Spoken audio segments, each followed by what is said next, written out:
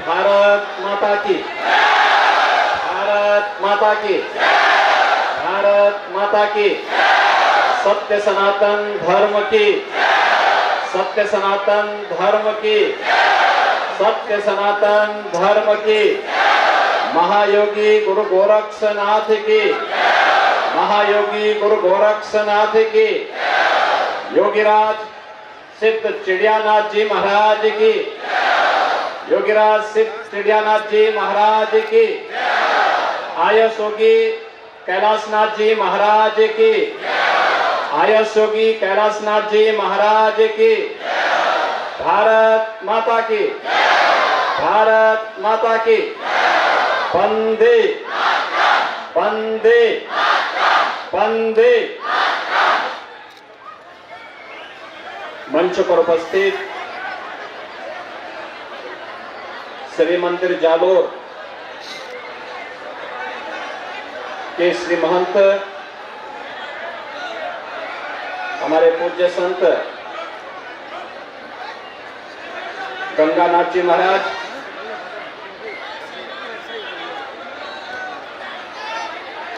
आज के इस कार्यक्रम में उपस्थित जूनागढ़ गुजरात से पधारे श्री महंत शेरनाथ जी महाराज,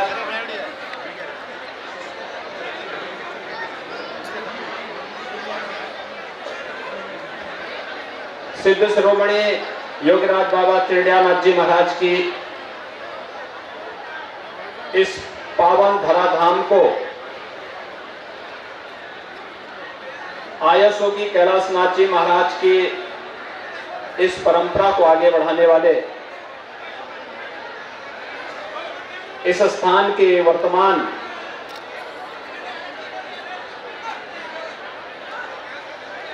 योगी श्री गिरिवरनाथ जी महाराज, श्री महंत मंगलनाथ जी महाराज, मैंगलोरो कर्नाटक से यहाँ पर पधारे श्री महंत राजा निर्मलनाथ जी महाराज,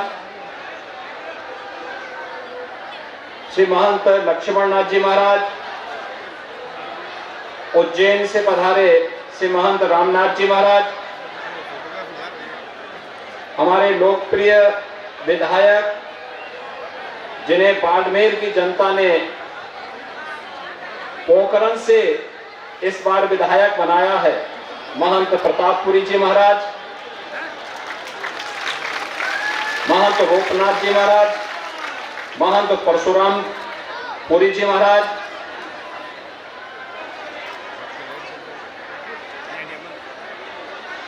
जोधपुर के महाराजा श्री गज सिंह साहेब और भारत सरकार के हमारे जल शक्ति मंत्रालय के मंत्री, जोधपुर के लोकप्रिय सांसद श्री गजेंद्र सिंह शेखावत जी, पाली के लोकप्रिय सांसद श्री पीपी चौधरी जी, हमारे सभी सम्मानित जनप्रतिनिधिगण, पूज्य संतजन और आज यहाँ पर आयस योगी कैलाशनाथ जी महाराज के पावन भंडारा कार्यक्रम में उपस्थित सभी श्रद्धालुजन, योगीराज सिद्ध शिरोमणि चिड़ियानाथ जी महाराज की इस पावन स्थली को मैं कोटि कोटि नमन करते हुए उनके श्री चरणों को प्रणाम करता हूं और आप सबका मैं हृदय से अभिनंदन करता हूं। बहनों और भाइयों, जब भी मैं राजस्थान की धरती में आता हूं, एक अलग ही ओज और तेज, भक्ति और शक्ति के अद्भुत संगम के रूप में हम सबको यहां देखने को मिलता है। विपरीत परिस्थितियों में भी अपनी परंपरा को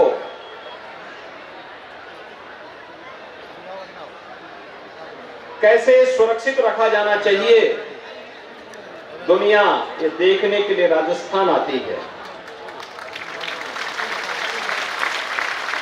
राजस्थान में जहां कहीं भी जाओ, हमारे सिद्धों, योगियों, संतों की इस पवित्र साधना से, अलग अलग कालखंड में राजा महाराजाओं के शौर्य और पराक्रम से इस पूरी धराधाम में अद्भुत भक्ति और शक्ति के दर्शन हम सबको अध्यात्म के तेज से भी और वीरता के ओज से भी देखने को मिलते हैं। और इसलिए बारंबार राजस्थान की इस पावन धरा को नमन करने का हम सबको एक लोभ हम सम्मरण नहीं कर पाते। और आज मेरा सौभाग्य है कि नाथ पंथ के एक वरिष्ठतम संत, वरिष्ठतम योगी, आयस योगी कैलाशनाथ जी महाराज के इस पावन भंडारा कार्यक्रम में मुझे आने का सौभाग्य प्राप्त हुआ है। मैं इसके लिए आयस योगी गिरिवरनाथ जी को और अपने नाथ पंथ के वरिष्ठ संत श्री महंत योगी गंगानाथ जी महाराज को, श्री मंदिर जालोर को हृदय से धन्यवाद देता हूं कि उन्होंने इस कार्यक्रम में मुझे आने का अवसर प्रदान किया।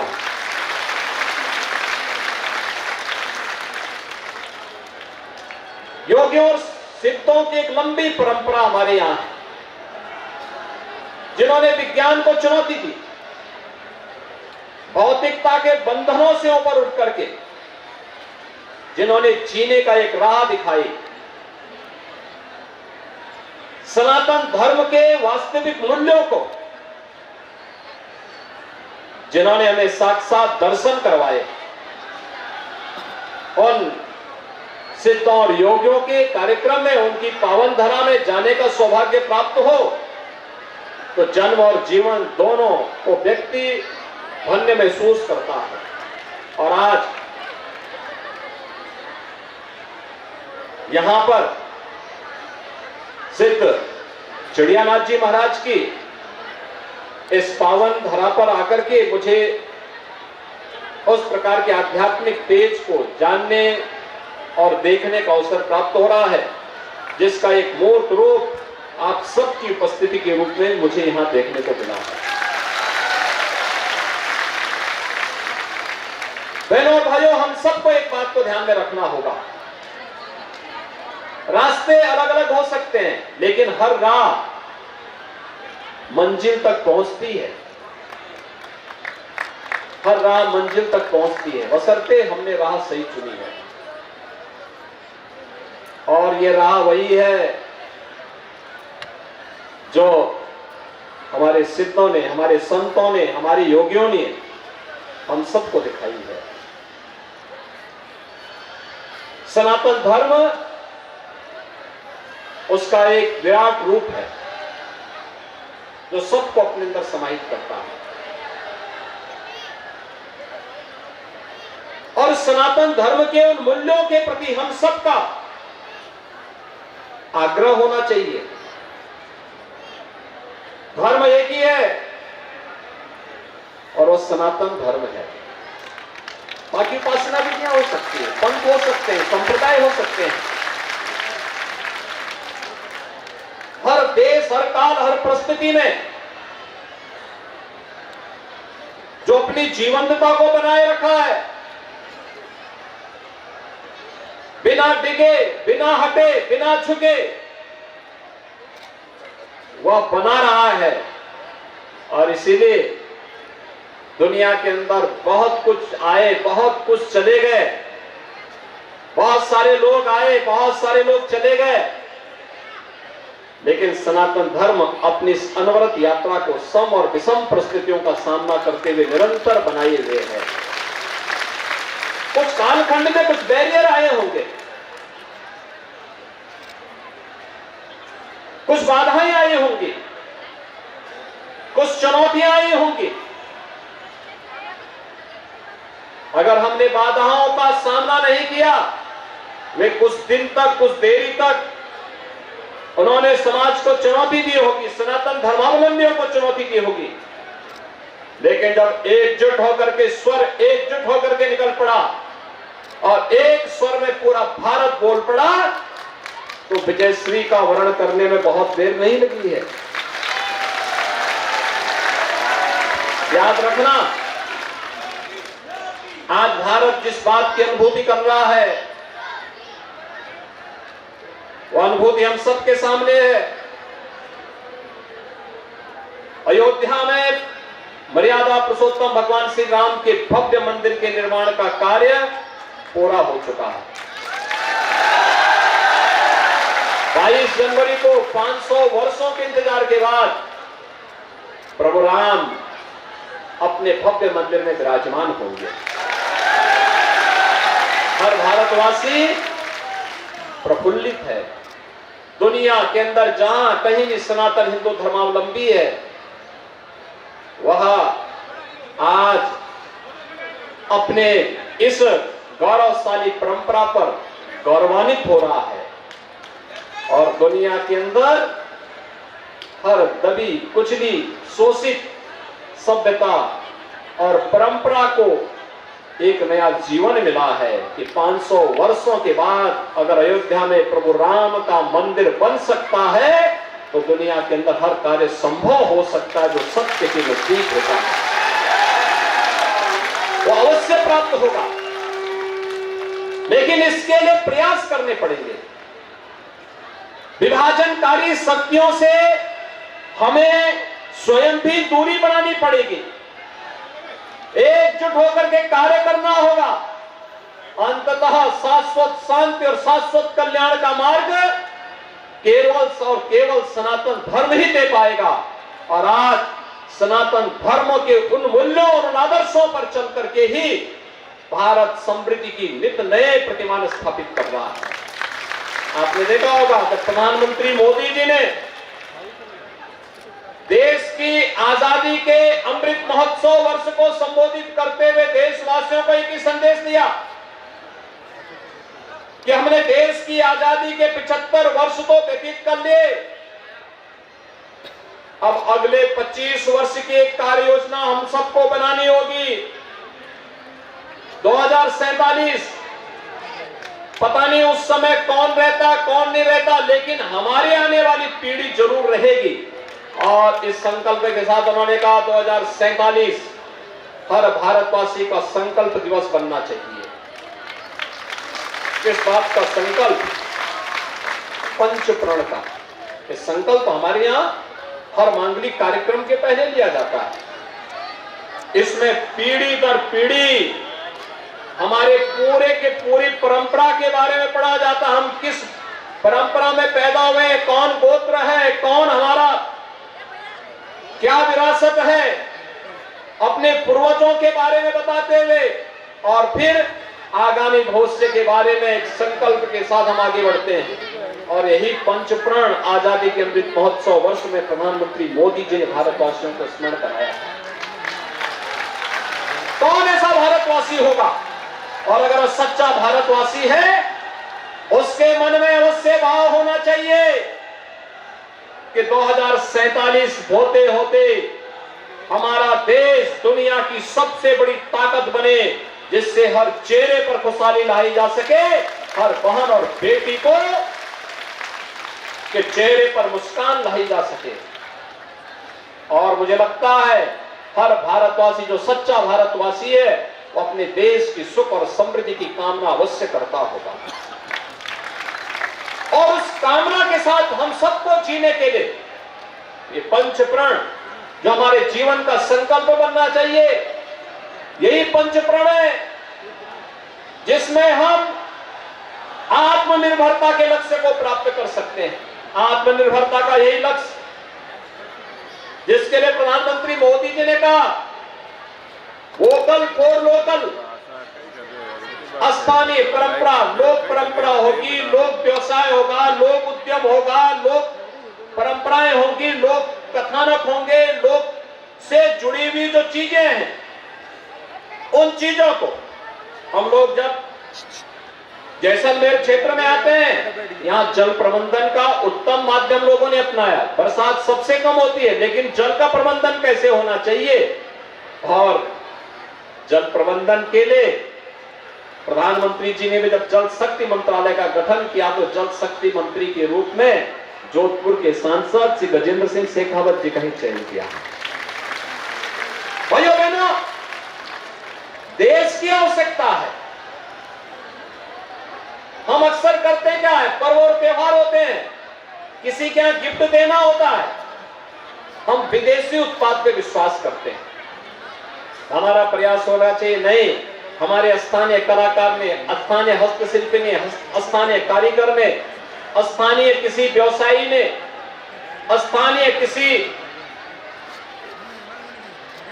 सूक्ष्म लघु मध्यम उद्यम से जुड़े हुए किसी कारीगर ने अगर वह प्रोडक्ट बनाया है, वह उत्पाद तैयार किया है, हम उसका क्रय करें और फिर उसी को किसी को गिफ्ट के रूप में देना हो, वही थे।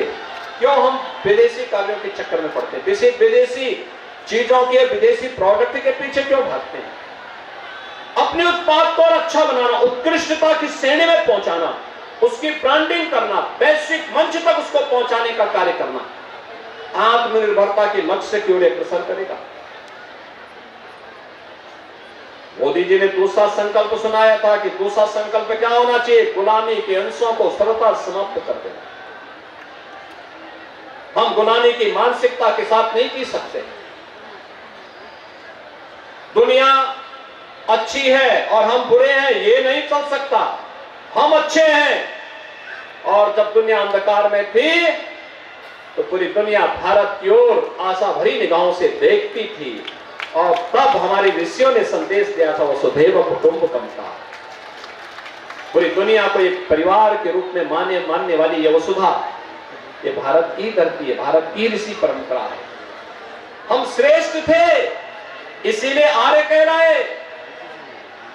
यह भाव किसी और के पास नहीं था, यह हमारे पास था। लेकिन आज हम अपने उस परंपरा के प्रति गुलामी की मानसिकता के कारण हम उसको बोलने में संकोच करते हैं। तीसरी बात जो प्रधानमंत्री जी ने कही थी, वो कही थी विरासत का सम्मान। विरासत का सम्मान, ये विरासत का ही सम्मान का भाव है कि हमने अपने आजादी के अमृत महोत्सव वर्ष में आजादी के उन महान योद्धाओं का, क्रांतिकारियों का, स्वतंत्रता संग्राम सेनानियों का जहां सम्मान किया, वहीं साथ ही साथ इसके साथ एक और शब्द जोड़ा गया है, अपने सैनिकों का, सुरक्षा बलों के जवानों का भी सम्मान करेंगे। तो देश की सीमाओं की रक्षा करते हुए हम सबको सुरक्षा प्रदान करते हैं। विरासत का सम्मान का ही भाव है कि जिस अयोध्या में पहले लोग जाने में संकोच करते थे, आज पूरी दुनिया अयोध्या आना चाहती है। मुझे याद है 2017 में जब मुझे मुख्यमंत्री बनाया गया था, मैं अयोध्या में, मैंने कहा दीपावली तो मैं अयोध्या में ही मनाऊंगा।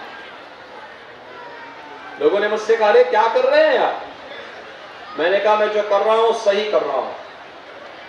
अरे आपके खिलाफ एक माहौल चलेगा। तो मैंने कहा क्या हम लोग कोई अपने पक्ष में करने के लिए थोड़ा आ रहे हैं, हम तो यही चाहते हैं कि प्रभु के चरणों में अगर कुछ भी गलत भी कोई हमारे लिए बोल दे तो बोलने दीजिए, लेकिन हम अयोध्या जाएंगे और दीपावली अयोध्या में ही मनाएंगे।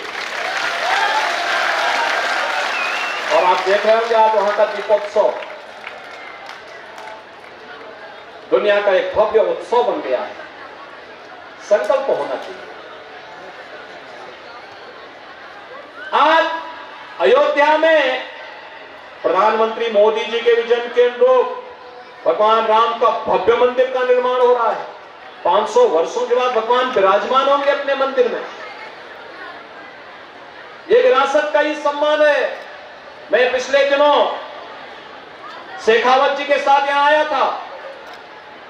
नीलकंठ महादेव के मंदिर को मैंने देखा, कितना भव्य मंदिर बना, और वहां भी 1400 वर्षों के बाद उस मंदिर को फिर इतना भव्य स्वरूप दिया गया।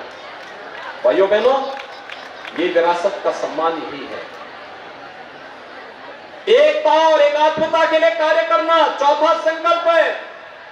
एकता और एकात्मता के लिए बांटने वाले तत्व होंगे, ये जाति के नाम पे बांटेंगे, तमाम वादों के आधार पर विभाजन करने का प्रयास करेंगे। हमें इनके बहकावे में नहीं आना है। हमें तो एक ही हमारी राष्ट्रीयता है, वह भारतीय है। हमारा एक ही धर्म है, वह सनातन धर्म है। हमारा एक ही देश है, वह भारत है। हम अपने देश के लिए, अपने सनातन धर्म के लिए, अपनी राष्ट्रीयता के लिए समर्पित भाव के साथ कार्य करेंगे। और इस भाव के साथ जब हम कार्य करते हैं तो फिर ये जाति के बंधन में हमको कोई बांधने का दुस्साहस नहीं कर सकता है। और पांचवा है अपने नागरिक कर्तव्य। जिस क्षेत्र में हम कार्य कर रहे हैं उस क्षेत्र में छात्र है, छात्र अपने कर्तव्यों का निर्वहन करे। युवा अपनी ऊर्जा का लाभ देश को दे। व्यवसायी अपने व्यवसाय का लाभ देश को दे। जिस क्षेत्र में जो कार्य कर रहा है वह अपने अपने क्षेत्र में अगर कार्य करता है तो भाइयों बहनों कुछ भी हमारे लिए संभव नहीं। और इन पंच प्रणों के संकल्प के साथ जब हर भारतवासी जुड़ेगा तो भारत दुनिया की सबसे बड़ी ताकत के रूप में उभरेगा। भारत को दुनिया की इस बड़ी ताकत के रूप में स्थापित करने से दुनिया की कोई ताकत रोक नहीं पाएगी, क्योंकि 22 जनवरी के बाद एक नए भारत का दर्शन होगा और भारत के अंदर फिर से राम राज्य के दर्शन होंगे। त्रेता युगीन राम राज्य की स्थापना के मार्ग को प्रशस्त करने के लिए। और मेरी भी अपील होगी, 22 जनवरी के बाद अलग अलग राज्यों से ट्रेन से आपको ले जाने की व्यवस्था होगी। अयोध्या में आपके स्वागत के लिए उत्सुकता से हम तैयारी करेंगे, पूरी तैयारी है। सभी लोग सहमत है ना? और मैं आपको इस बात के लिए भी धन्यवाद देता हूं, राजस्थान वासियों को हृदय से अभिनंदन करता हूं कि इन्होंने यहां पे अपनी विचारधारा की सरकार को लाने में भी मदद की है, क्योंकि इसी में हमारा संरक्षण है, इसी में सुरक्षा है और इसी में विरासत का सम्मान भी है। आज के इस अवसर पर मैं आईएएस योगी गिरिवर नाथ जी का हृदय से अभिनंदन करता हूं। आज उनको चादर उड़ाया जा रहा है। आईएएस योगी कैलाश नाथ जी महाराज की विरासत को वे आगे बढ़ाएंगे। सिद्ध शिरोमणि चिड़ियानाथ जी महाराज की तप और साधना से पवित्र हुई इस धरा को यहाँ के भक्तों, यहाँ के श्रद्धालुओं के, यहाँ के अनुयायियों के अनुरूप इसे भव्य स्वरूप देने का कार्य करेंगे और इस स्थान को यहाँ की परंपरा के अनुरूप आध्यात्मिक और धार्मिक केंद्र के रूप में विकसित करने में अपनी मदद करेंगे। हमारी बधाई उनको है, शुभकामनाएं उनको है। इस अवसर पर एक बार फिर से योगीराज सिद्ध शिरोमणि चिड़ियानाथ जी महाराज के श्री चरणों में नमन करते हुए सिद्ध शिरोमणि हमारे आईएएस योगी कैलाश नाथ जी महाराज के श्री चरणों में विनम्र श्रद्धांजलि अर्पित करता हूं और गिरिवर नाथ जी को हृदय से बधाई देते हुए अपनी शुभकामनाएं देता हूं। आप सबके प्रति मेरी शुभकामनाएं हैं। जय जय श्री राम, जय जय श्री राम। बहुत बहुत धन्यवाद माननीय मुख्यमंत्री। एक बार सभी लोग जोरदार तालियां बजाकर धन्यवाद करें। 5 मिनट के लिए आप विराजे। एक बार बोलिए जय श्री राम, जय जय श्री राम। कहते हैं अभिनंदन पत्र झांकना है पूरब की मीनारों से और जीवन पथ पर आगे बढ़ना पुरुषार्थ के नारों से और अटल रहे तो विजय गान इतिहास तुम्हारा गाएगा और आने वाला कल का विश्व गीत भारत के सुनाएगा। यही बात पूज्य योगी आदित्यनाथ जी महाराज ने कही। अब मैं निवेदन करना चाहूंगा हमारे राजस्थान सरकार के कैबिनेट मंत्री माननीय जोगाराम जी पटेल बुढ़ाने और राजस्थान सरकार की ओर से माननीय योगी आदित्यनाथ जी महाराज का राजस्थान सरकार की ओर से स्वागत करें। मैं यहाँ के स्थानीय विधायक अर्जुन लाल जी गर्ग से निवेदन करना चाहूंगा, साथ ही ओरसिया विधायक भैराराम जी सियोन से निवेदन करना चाहूंगा, साथ ही यहाँ की प्रधान प्रगति कुमारी खेजेगांव से निवेदन करूंगा जल्दी पधारे माननीय जसवंत सिंह जी बिश्नोई और अतुल भंसाली जी। अब आईएएस योगी डॉक्टर गिरिवरनाथ जी महाराज को चादर उड़ाई जाएगी। उससे पहले मैं गुरु गोरक्षनाथ जी महाराज की परंपरा से ही जसनाथ जी महाराज की परंपरा के संत मोदनाथ जी महाराज स्वागत करना चाह रहे हैं, पधारे जल्दी से। आइए अब गुरु गोरक्षनाथ पीठाधीश्वर के माननीय योगी आदित्यनाथ जी महाराज आईओसी डॉक्टर गिरिवरनाथ जी महाराज को चादर ओढ़ाएंगे और चिड़ियानाथ जी महाराज के विधिवत रूप से 28वें गादीपति मनोनीत करेंगे। चादर विधि योगी आदित्यनाथ जी महाराज के द्वारा, साथ ही पूर्व राजा संध्यानाथ जी महाराज, पीर जी गंगानाथ जी महाराज, योगी निर्मलनाथ जी महाराज,